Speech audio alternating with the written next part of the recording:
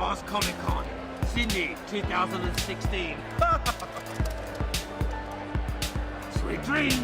Saturday, the 10th of September 2016, and the Oz Comic Con begins in Sydney. It is the 4th year that local comic book fans have been making the journey to celebrate this culture, which is mostly American.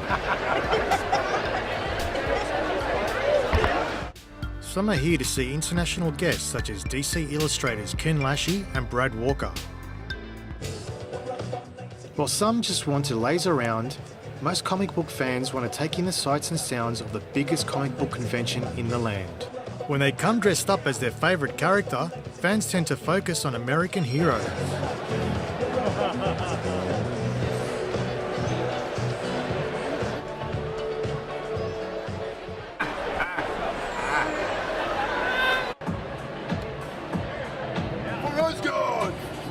The popularity of American heroes is underlined by Scott Sheens, the manager of Sydney comic book store King's Comics. The two big companies, Marvel and DC, are the most well-known, and they take up the most market share of comic books. So, for I think specialty stores, they're going to be 99% like American comic books. Yeah.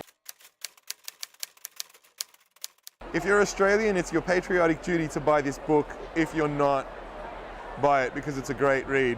This is the blurb that's from the front cover of the Australian comic book Soldier Legacy. It's an Australian comic book created by Dr. Paul Mason, who is a writer, illustrator and doctor at Queensland College of Art. He spoke about the creation of his Australian story. I wanted to do something within the realms of those Kirby stories that inspired me as a kid. But at the same time, I loved action movies. None of it was Australian. There was nothing with an Australian voice, so that's where the kind of Soldier came from initially. So it was a little bit of research and then realising there was a lot of stories about, the Anzac era that I don't remember learning as a child. The new illustrator of the Aquaman reboot, Brad Walker, says that he follows Paul Mason's work. Not only make Australian comics, but he gets to make comics about Australia and which is a unique experience for him to be able to do that other publishers in other parts of the world aren't equipped to do. While some Australian artists like Paul Mason currently publish their work independently, some Australian artists and writers are starting to break ground and are working for the big two, Marvel and DC. I mean, she's not here at the show today, but Nicola Scott would be a prime example.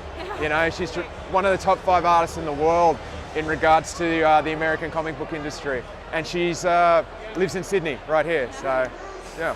Nicola's worked for DC a lot. She's done Wonder Woman, she's done Teen Titans. For the 52, she did Earth 2.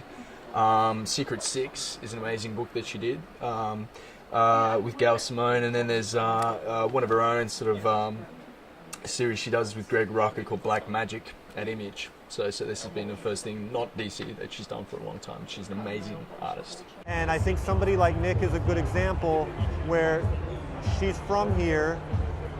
She's a woman. There's been a lot of talk in comics about it being a boys' club. And at the end of the day, her work was strong enough that if she did the work, if she was professional about it, if she kept at it, it didn't matter where she was from. It didn't matter what her gender was. Her work was seen, and she's getting the accolades and the respect that she deserves now. So, like for an Aussie to kind of break into the scene like that. I mean, she's doing art for books that are like being sold around the world, which is pretty awesome for Aussie creators. I don't like to call it an industry because it's very much, I call it Dodge City. Or like the Wild West.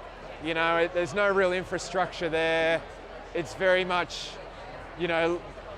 sporadic, spread out creators, There's quite a number of us have had this conversation with retailers, current publishers, printing operators, other creators, both like indie and mainstream.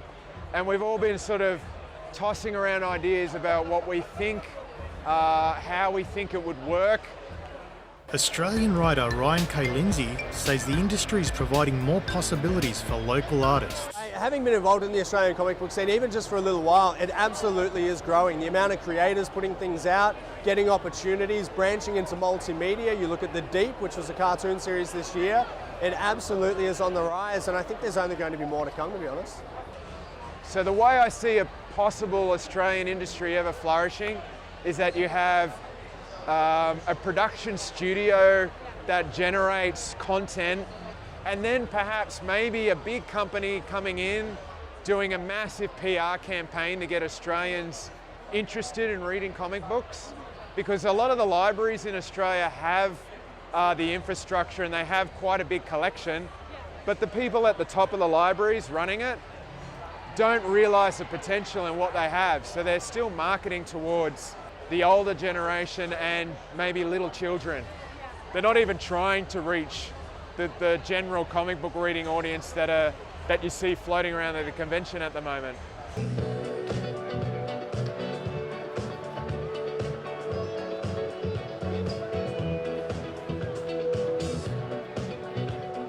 I don't expect to be Stan Lee, you know what I mean? So I never expected this thing to change Australian comics or do any of that bullshit. It's unpractical to think that way. Rather, the idea was do something that I enjoy, doing something of my own sort of cultural identity, and use that to gain work with other people. To me, the beauty of the comic industry has always been, it doesn't matter who you are, it doesn't matter where you came from, all that matters is the work. It's